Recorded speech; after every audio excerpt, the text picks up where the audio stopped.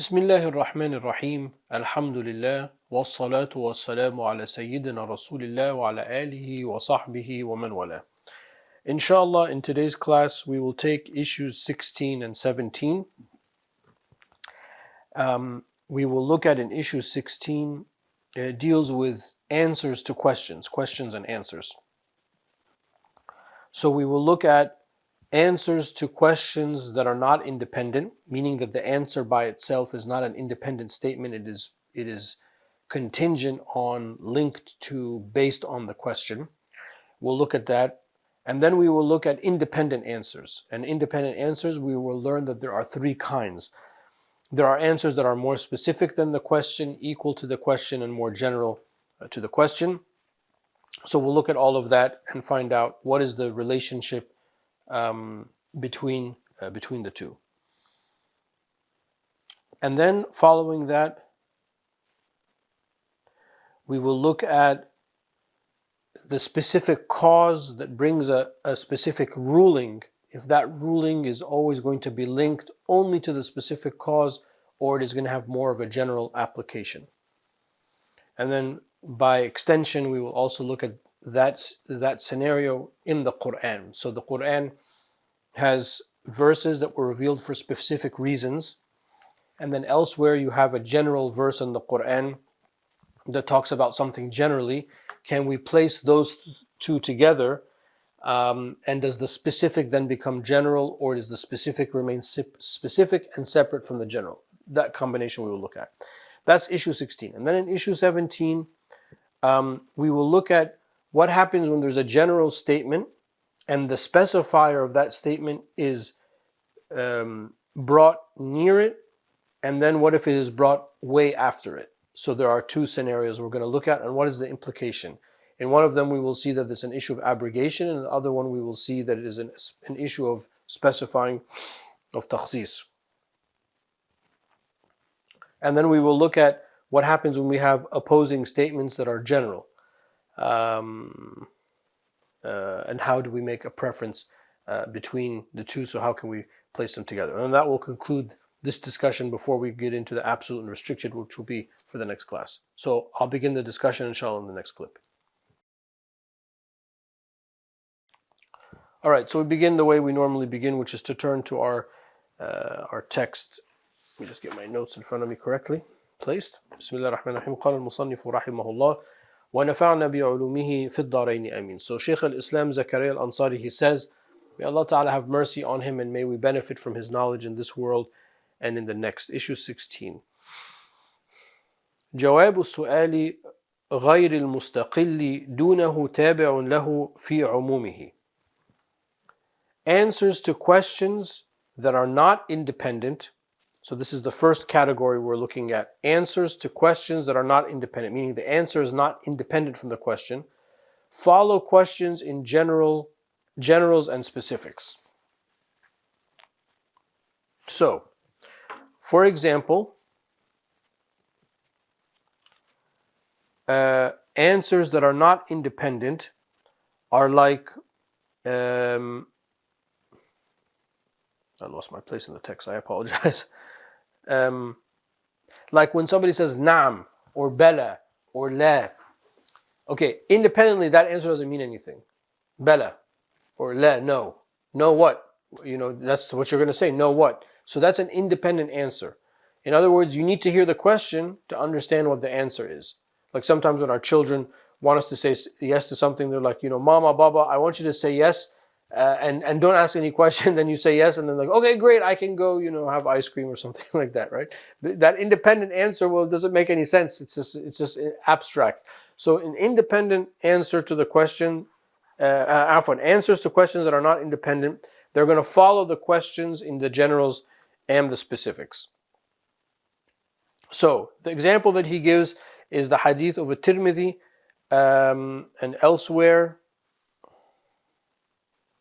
It's also in Abu Dawood, and the Prophet ﷺ, أنه صلى الله عليه وسلم سئل عن بيع الرطب بالتمر. So the Prophet ﷺ was asked about buying and selling rutab for tamr, two types of dates. So the Prophet ﷺ فقال أينقص الرطب إذا يبس, are the rutab dates, are they reduced in size when they dry? Like, in other words, it's filled with water because it's fresh, and then over time it will get smaller and smaller and smaller. It loses its weight. قالوا نعم, they said yes. So the Prophet ﷺ, فلا إذن. So that's the answer. فلا إذن. So if I just said فلا إذن, but you don't know if that answers to what question. So the Prophet ﷺ said, therefore you cannot do that, because there's going to be a discrepancy in weight.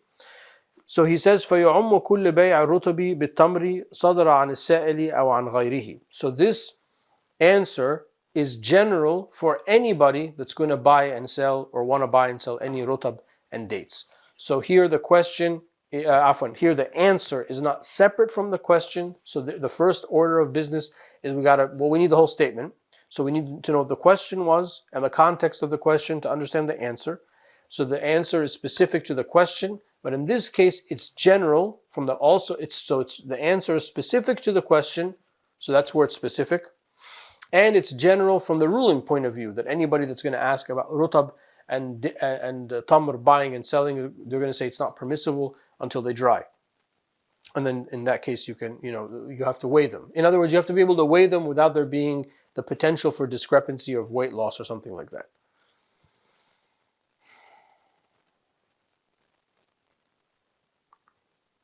So another example that he gives,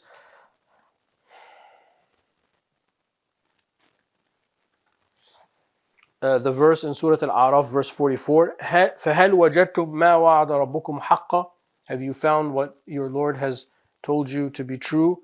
قَالُوا نَعْمْ. This is, speaking to the disbelievers, may Allah Ta'ala protect us يوم القيامة. قَالُوا نَعْمْ. They said yes. So if I just said قَالُوا نَعْمْ, they said yes. Again, like, what does that mean? Is this a verse? Is this a hadith? Did you just make this up? So you need the question for it, and then you get the verse, and then you understand, okay, so this is going to be a general statement in this case, so this answer becomes general. Now, these are questions, afwan, these are answers that are not independent. The next category, obviously, are going to be answers that are independent. And in this regard, I brought out from the commentary because it wouldn't have made any sense. So let me just read. So he says, independent answers are of three kinds. So the answer that is independent, it can either be more specific than the question, equal to the question, or more general than the question. That's from the commentary. But I mean, obviously, it doesn't take rocket science to realize that those are going to be the three kinds. So he says, rahimahullah, sorry, that's my bookmark. وَالْمُسْتَقِلُّ الْأَخَصُّ جَائِزٌ إِنْ أَمْكَنَتْ مَعْرِفَةُ الْمَسْكُوتِ. So keeping in mind those three categories. The more specific answer, here we're talking about independent answers. So the answer that is specific, more specific than the original question, is permissible if that which is silent can be known. The example that he gives is the hadith of the Prophet ﷺ,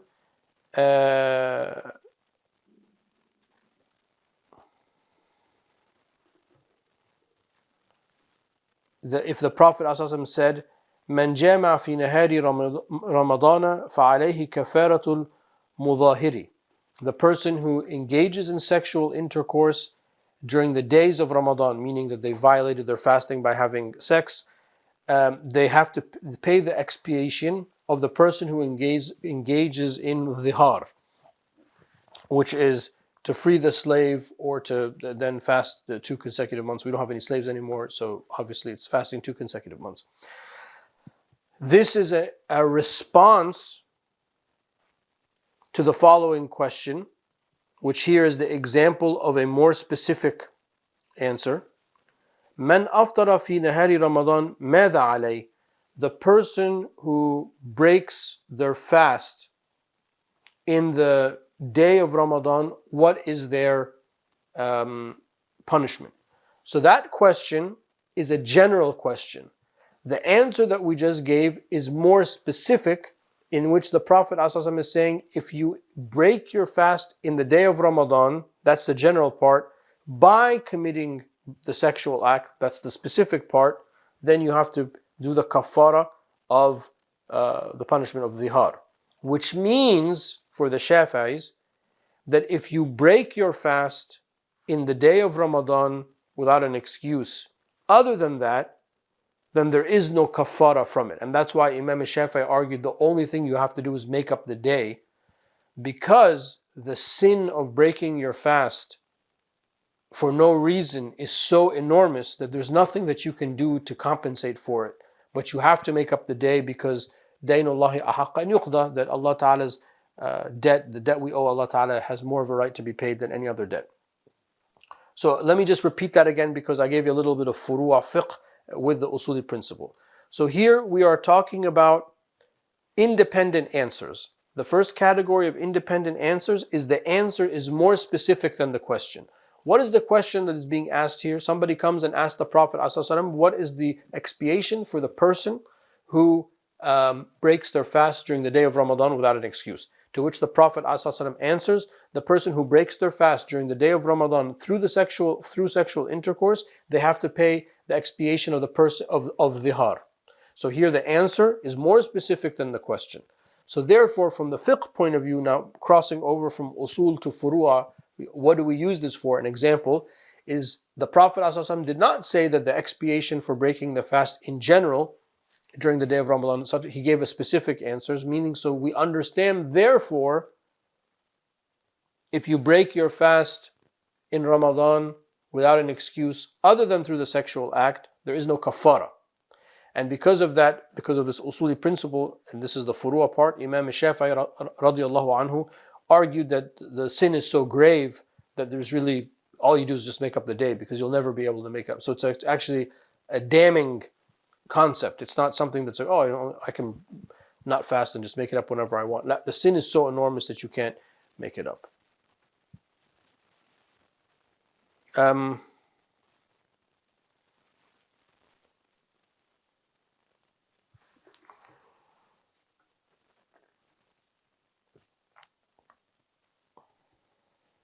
Okay, so this is the first category of independent answers, and then he'll give the next two. We'll just punt that to the next clip because I'm running out of time. I see on my timer. I'll see you back here soon.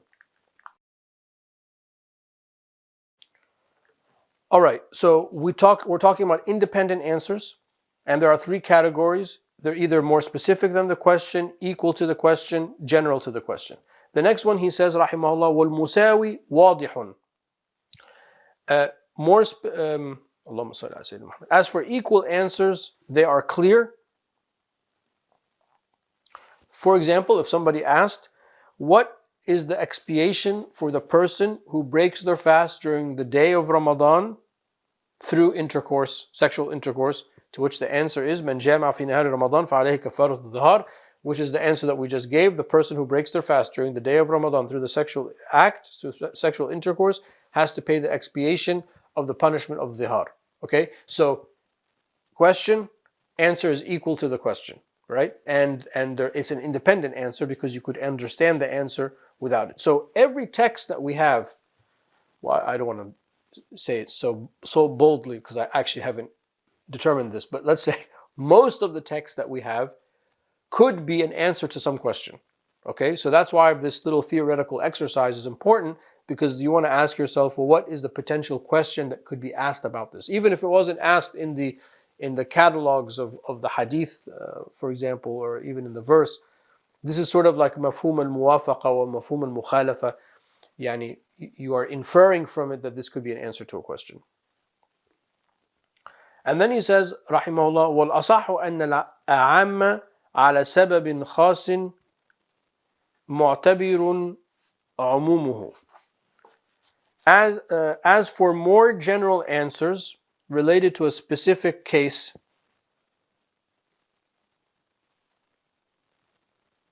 actually it should be specific question, just to be consistent with what we're talking about. Sorry, let me just correct my translation. As for more general answers related to a specific question, what is assumed is its generality.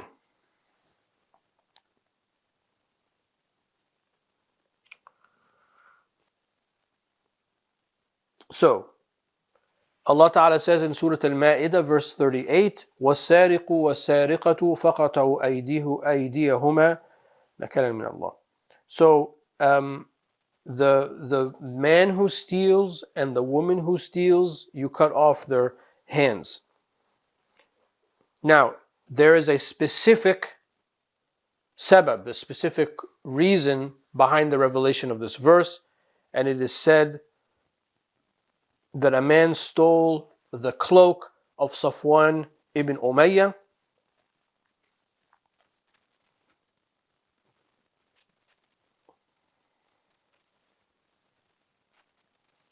and then the verse was revealed.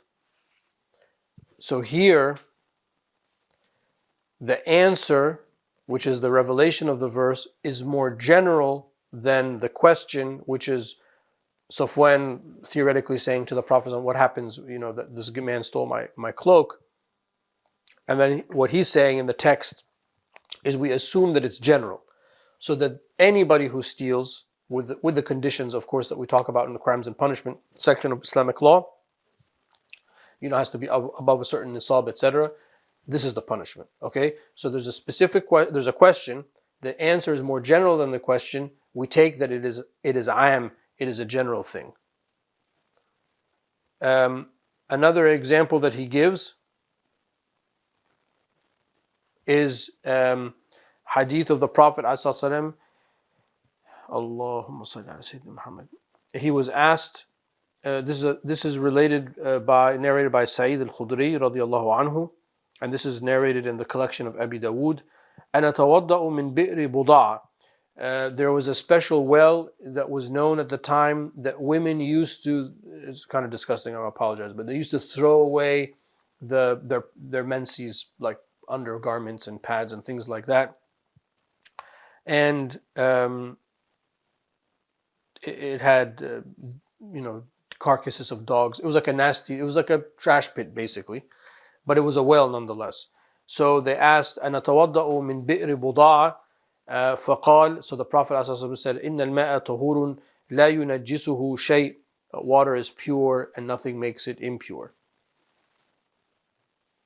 So obviously that's a general statement, but we know that general statement has restrictions elsewhere about it being qullatayn or maduna al-qullatayn or ma fawq al-qullatayn, what is less than qullatayn or what is more than qullatayn. And if I'm not mistaken, we took this exact hadith in the book on the ahkam of the hadith, also the book by Shaykh al-Islam Zakari al-Ansari rahimahullah. And forgive me if I'm mistaken, but I remember recording about this hadith. Anyway, okay, let's continue. So those are the three types of independent questions. Okay. Allahumma salli ala Sayyidina Muhammad. وأن سورة السبب قطعية الدخول فلا تختص بالاجتهاد ويقرب منها خاص في القرآن تلاه في الرسم عام لمناسبة. Okay, so he says rahimahullah, the dominant position or the dominant opinion is that the cause which brings about a general ruling is absolutely part of the generality and cannot be specified with ijtihad.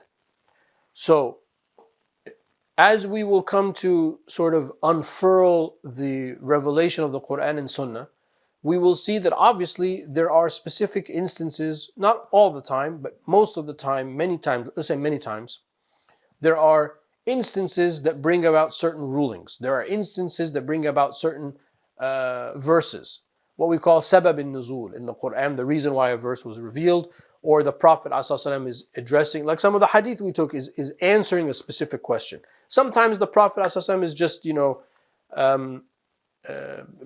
giving out wisdom, because he had jawami al-kalim. That was one of his special traits, alayhi salatu wasalam. But oftentimes there are specifics. Now, obviously, the specifics are not only specific. A ruling is a ruling. I mean, obviously we know that, but I want you to understand why. So he says the dominant opinion is that the cause, the reason, the sabab al-nuzul, interchangeable. The cause which brings about the general ruling is absolutely part of the generality. Right? So that cause that cause is found in all of the situations, like buying the dates and the rutab and the tamar that are wet. All the time, that illah, that ratio legis, right? The detective, we're looking for the reason. We will find that reason all the time, and you cannot specify that through ijtihad. So the process of ijtihad cannot limit something that is wasa', that is broad.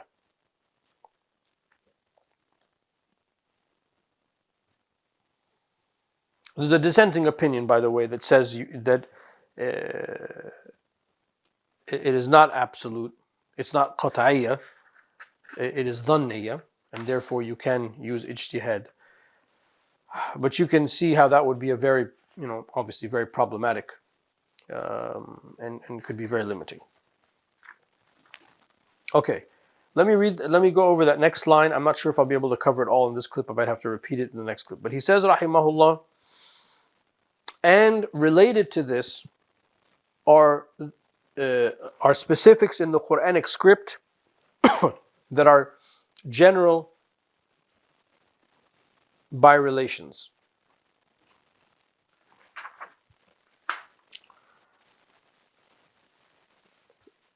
When he talks about the Quranic script, al-rasm al-Qurani, he is talking about the Quran that we have in the Mus'haf between the Fatiha and the Nas, because he is assuming the argument that there are verses that were revealed that were mansukh, were abrogated before they were codified in the Quran. We will get to the issue of abrogation later. So in my original translation, I just said the specifics in the Quran, that I didn't want to confuse you. But then I felt, well, it's actually not what he wrote. I need to be more specific and more faithful to the text. So that's why I write the Quranic script. So that's what that's about. But I mean, for all intents purposes, we're talking about the Quran, okay? So here we're talking about the specifics in the Quran and its relationship to the generality of the rules. And then he's going to give us the narration of two verses in the Quran that kind of explicate that introduce that. And I see that I'm running out of time, as I usually am. So, with your permission, let us redo this or in the next clip, inshallah, so that we can do this subject justice, inshallah. Okay, let me just backtrack a moment so we're on the same page. He says, rahimahullah,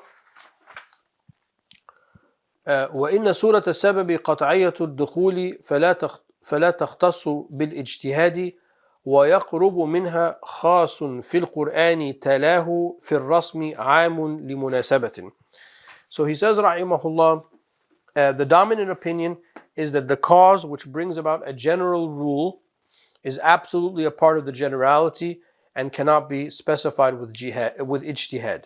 So you have a cause, the reason behind a certain ruling, that cause is qat'i, it's absolutely part of that ruling, and therefore that cause will permeate all of the general applications of that ruling. There's a dissenting opinion, as I said in the previous clip, but for right now we don't really have to worry about that. And therefore, because it's qat'i, because it's absolute, we cannot specify it due to ijtihad. So I can't say, like in the examples that we were giving, like the hadith about the well, what was it called? Bi'r al-Buda'a.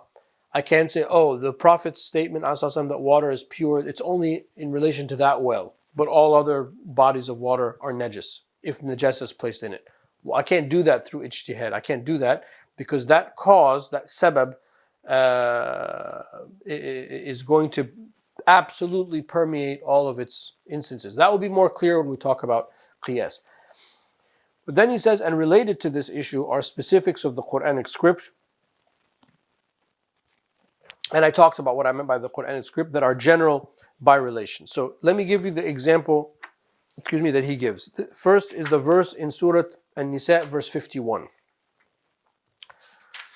أَلَمْ تَرَ إِلَى الَّذِينَ أُوتُوا نَصِيبًا مِنَ الْكِتَابِ يُؤْمِنُونَ بِالْجِبْتِ وَالطَّاغُوتِ. So he says, do you not see the people who have been given part of the Quran, but they believe in disbelief? This is a verse that was revealed after the Battle of Badr, specifically in reference to Ka'b ibn al-Ashraf, who was one of the leaders of the Jewish tribes at the time, who tried to urge the Quraysh to take revenge against the Prophet ﷺ for those that were killed from the Quraysh during the Battle of Badr. Now, obviously, this is highly problematic because the Jews are people of the book, have a revelation, and they have, at the time, they knew the description of the Prophet ﷺ through their texts, even if maybe today they deny that because of the adulteration of the sacred texts of the Jewish faith. But at the time, the Jews not only had the description of the Prophet ﷺ, but they were waiting for him and anticipating his coming, especially into Medina. But because of their dislike of the Prophet ﷺ, maybe they had like some kind of complex issue that why isn't he a descendant of Ishmael or Jacob? Jacob is Israel, by the way. Bani Israel, meaning the descendants of Jacob. Yaqub is Israel. That's one of his names. So, I'm not a psychologist. I can't tell you why, but they were really agitated by the presence of the Prophet ﷺ, and very, very few of the Jews converted or followed the Prophet ﷺ. Very, very few respected him. Mainly it was stuff like this. Anyway, so this is the context, right? The specifics of why this verse was revealed during the Battle of Badr. So it's something specific. But then we have something later, which is during the year of the Fath of Mecca, the opening of Mecca. This is An-Nisa, verse 58. Now, the first one is Nisa, verse 51. So the verses are next to each other in the Mus'haf, but there's about 6-year gap in revelation. And the second verse is, or part of the verse is, إِنَّ اللَّهَ يَأْمُرُكُمْ أَن تُؤَدُّوا الْأَمَانَةِ إِلَى أَهْلِهَا وَإِذَا حَكَمْتُم بَيْنَ النَّاسِ أَن تَحْكُمُوا بِالْعَدْلِ. Allah Ta'ala says, Allah Ta'ala has commanded you that you give the amana, that you fulfill your trust and your obligations to those who are deserving of it. It's a general statement.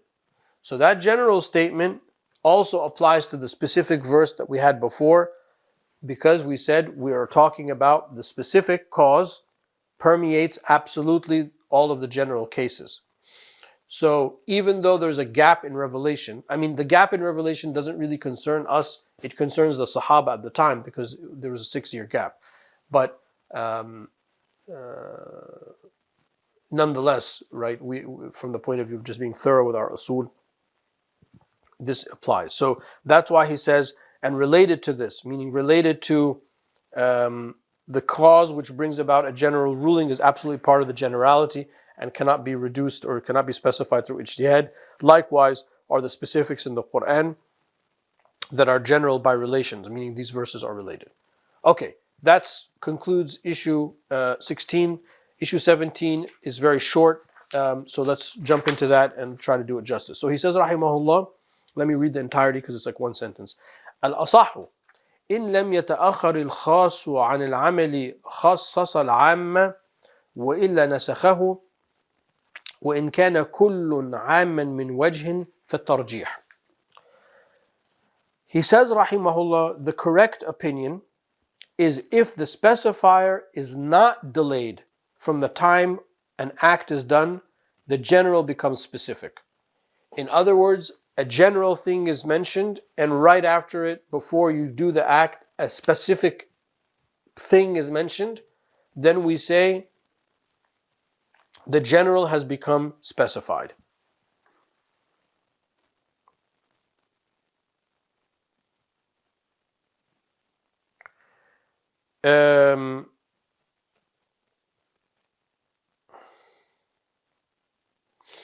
Like in Surah At-Tawbah, verse 5, فَاقْتُلُوا الْمُشْرِكِينَ, kill the polytheists, which is specified by لَا تَقْتُلُوا الذِّمِّ, do not kill the dhimmi, which is the non-Muslim resident, or we would say today, the right words would be the non-Muslim citizen of a Muslim majority state. You could use these words today because that's exactly what was meant by dhimmi. Dhimmi is not a negative term, it's at all. It's actually a very positive term. And this is just a little, maybe a pet peeve I have, but I remember when I was in university and graduate school, even in undergrad, there's this narrative that the dhimmi courts and the dhimmi status of the Ottoman Empire, this is this like antiquated, backward degrading type of situation. But that's not what it meant. When we call somebody a dhimma or a millah, like the millet system in the Ottoman millah, وَلِكُلٍّ جَعَلْنَا مِنْكُمْ شِرْعَةً وَمِنْهَاجًا. Allah Ta'ala has created us into different shari'ahs and different ways. So calling somebody a millah, وَاتَّبِعُوا مِلَّةَ إِبْرَاهِيمَ حَنِيفًا, follow the millah of Ibrahim, this is a statement of honor. So you honor the people of other faith traditions because we honor those prophets. And we're saying, you be true followers of Christ, you be true followers of Abraham, you be true followers of Musa alayhi salam, and adjudicate your cases based on your holy books. So this puts the burden on them, relieves the burden on the main courts of the Sharia. So this is I don't know how this narrative got, and I'm not really too concerned with figuring it out, but it's a false narrative, but that's a problem. So anyway, when I say that, well, who is the dhimmi? The dhimmi is the non-Muslim citizen, protected citizen of the Muslim majority state. So that's what it means. It doesn't mean like some second or third class type of person. And muhim, Allah Ta'ala says in the Quran, فَقْتُلُ الْمُشْرِكِينَ, and then what comes to specify, that's a general statement. And then we come the hadith, لَا تَقْتُلُ الذِّمِّ, that specifies it. So in this case, because the specifier is not delayed from the time of the act, of the general statement, we say that the general becomes specific. However, if the specifier abrogates the general, if it is delayed. So you have a general statement. He doesn't give me an example here, but he has a general statement, and then so like the verses of the khamr in the Quran. إنما الخمر والميسر والأنصاب والأزلام رجس من عمل الشيطان فاجتنبوه. To stay away from the Quran. وفيه منافع كثير من الناس. There has some benefit, but its ills outweighs the benefit. So the tahrim of khamr was tadriji. It took different, different degrees, but each degree was delayed such that it abrogates that which is before it. So you can't come say now, there's differences of opinion. I can drink alcohol only after Isha, only on the weekend, only after Ramadan or something like that. No, it's been abrogated. What's the difference is that the specifier is delayed.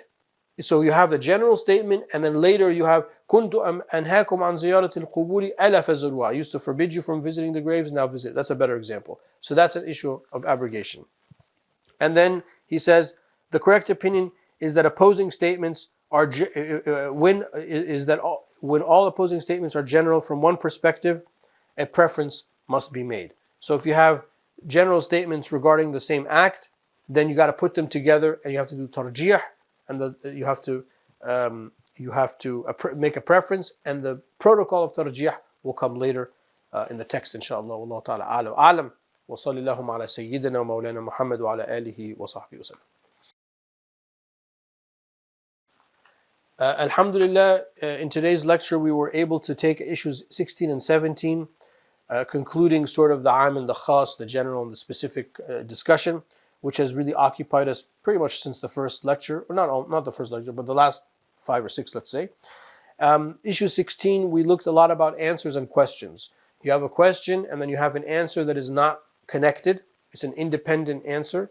You have a question, and you have an answer that is dependent on the question because it's not complete. We got to link it together. And then if you have an answer that is separate from the question, the answer is of 3 kinds. It can be more specific than the question, equal to the question, more general than the question. And then we looked at each of those as it relates to the general and the specific. And then we looked at that the cause that brings about the general ruling is absolutely qat'an. It's absolutely part of the general, it's the generality, and therefore you cannot specify that through ijtihad, citing that there is a dissenting opinion in the madhab. And then this relates to the general statements, or often the specifics that we find in the Quranic script as they relate to the general aspect of the rulings, and we gave a lengthy example to that. Then following that, we marched into issue 17, and then we looked at that if there's a general statement and something specifies it soon after the general statement is made, before the act is done, then we say that that specifier specifies as the general. If the general statement is made, however, and there's a specifying issue or sentiment or statement after the act, then we say that that specifying clause abrogated the general clause. And the example I gave the example of the alcoholic prohibition in the Quran, but also about the visiting of the graves, in which the Prophet ﷺ said, I used to forbid you from visiting the graves, now you can visit them. So there was an act, don't do this, now you can do it. So this is an issue of abrogation. So now you know the difference between the general being specific and abrogating. And then lastly, we said if there are opposing statements and they are general from one perspective, then you have to make a preference between the two of them. And these are the main topics. Wallahu ta'ala a'lam wa sallallahu ala sayyidina Mawlana Muhammad wa ala alihi wa sahbihi wa sallam.